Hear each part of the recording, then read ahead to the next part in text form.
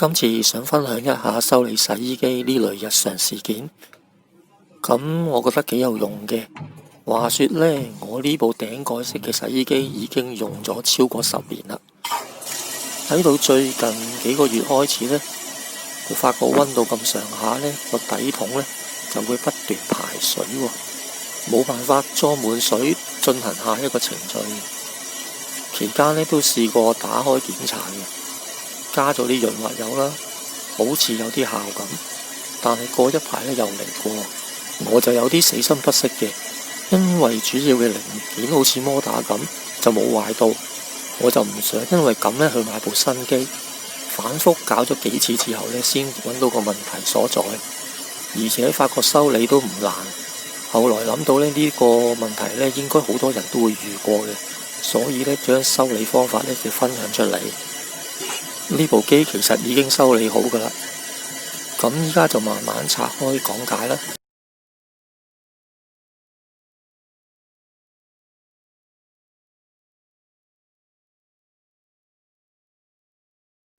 先拆咗塊背板，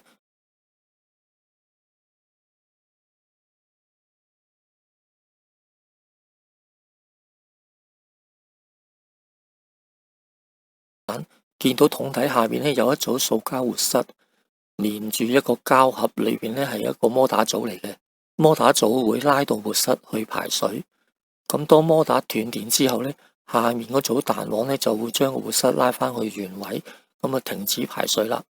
不斷排水嘅原因呢，就係因為摩打斷電之後呢，活塞冇辦法拉回去原位，稍為敲打幾下呢，又可以返回原位嘅。所以我初初以為活塞呢因為用耐咗而唔夠順滑，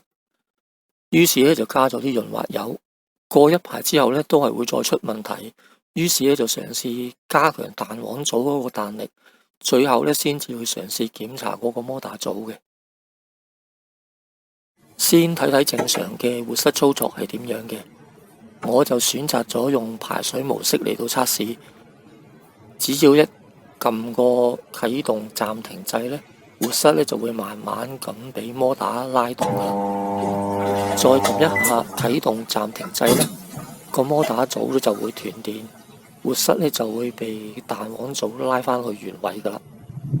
跟住就要拆個摩打組出嚟，記住要掹咗電源先，因為洗衣機上面嘅電源開關呢係冇斷到呢部分嘅電嘅。鬆走呢3粒螺絲，再稍微鬆一鬆鐵架上面嗰2粒螺絲，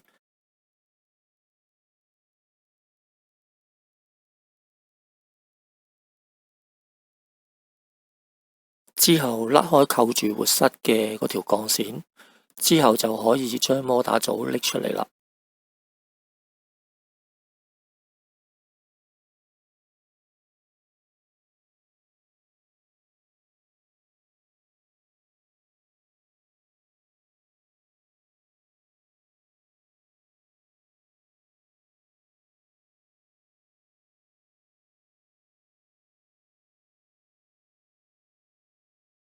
拎走啲螺絲，打開個膠盒啦。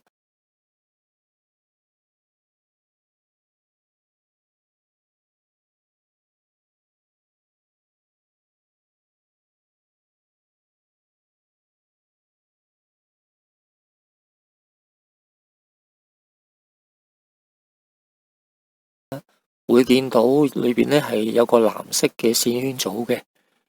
頂部呢係鐵片連住鐵芯嘅。拎塊鐵片出嚟呢，就會見到貼咗啲白色膠帶嘅，係我之前加嘅。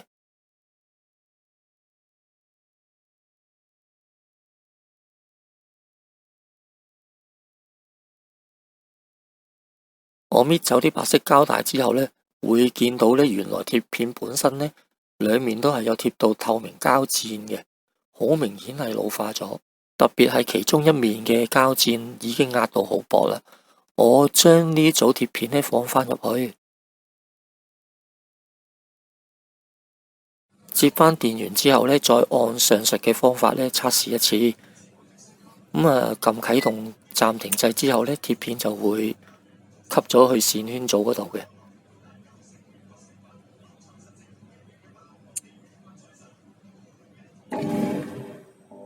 但係見到斷電之後呢，就唔會彈返開，呢個就係問題所在啦。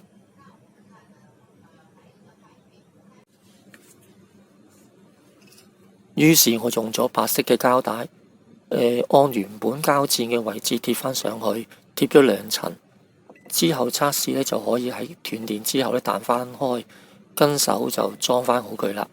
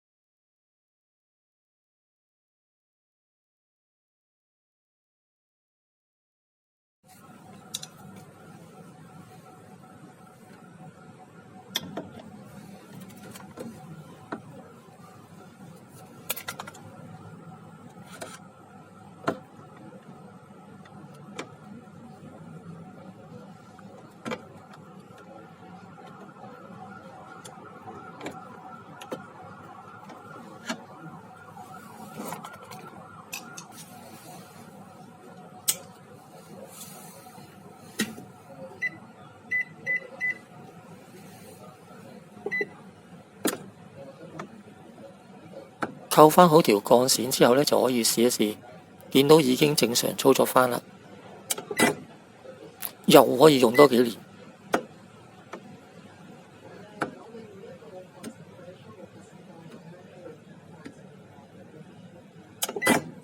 今次嘅分享又到此為止啦。